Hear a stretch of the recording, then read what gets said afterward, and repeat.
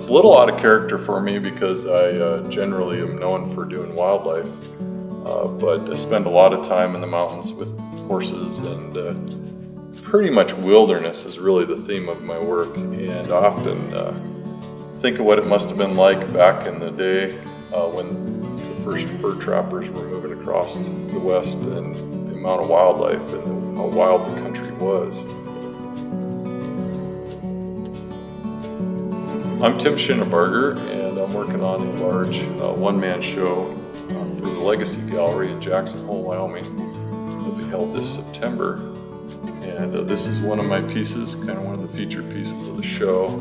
It's called Along the Hoback, and it's of a fur trapper, mountain man, a frontier character from about the 1830s. I did this piece kind of coming full circle. When I was younger, I did a lot of early Indian and fur trapper type pieces way back in the late 80s, in my earliest part of my career. And so this is kind of coming full circle, but I feel like now I have more time to do real, true primary source research. Probably the part that gave me the most fits, well, I sculpted the horse 3 times. So there's 3 different versions. That's the thing, you never really see a lot of the labor that goes into a piece. Hopefully, you can take something very hard and make it look easy.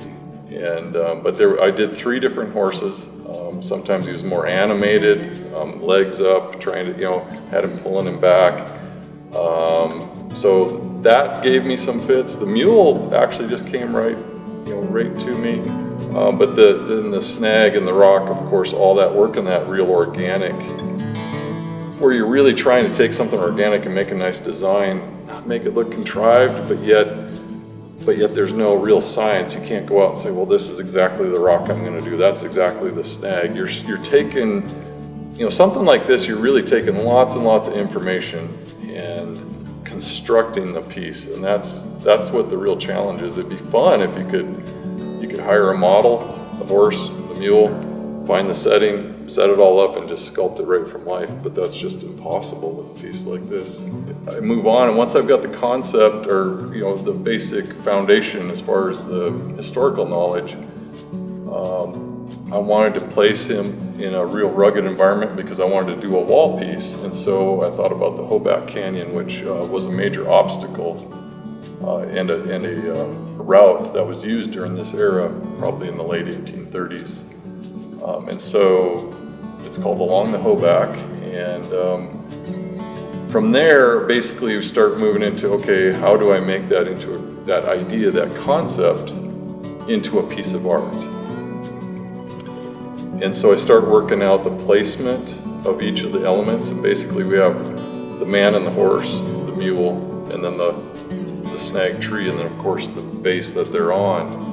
And so I start working out all those proportions, all the locations, and I'm also thinking about how to lead the eye through the piece, repeat shapes, repeat lines, thinking about the play of light, creating interesting patterns of light and shadow.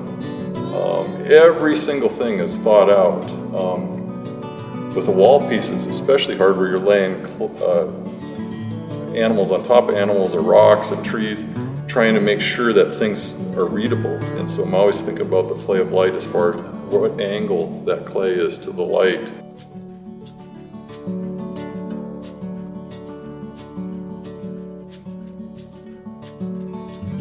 You think like a John Singer Sargent painting, where he'll create the illusion of silk in a dress compared to the human skin. That's with paint. Maybe the hardness of the chair, those are a lot of portraits. Anyway, I think the same way, only with clay, and that illusion of trying to get that clay to say, the difference between, say, the horse, the deep hair, the mane, the muscle, the bone of the shoulder, his leather hunting coat, the fringe, coming up with a different calligraphy for all these items, always asking why, not how. And so in that way, your style just naturally evolves. I often think of it like my signature. I don't think of how am I going to make the curve and the S. It's just that I need to make an S, and this is how I do it. And And so an artist's style just has a natural evolution and a natural way of happening. You don't really think about it. It comes naturally. And to me, there's it takes you to that time when, for me, wildlife is first and foremost, but I would love to have seen the wildlife at that time. To imagine those guys would, just see thousands of buffalo at a time, and elk and deer and antelope and sheep and grizzly bears everywhere. And, places where we now drive along the highway and it's all domesticated essentially.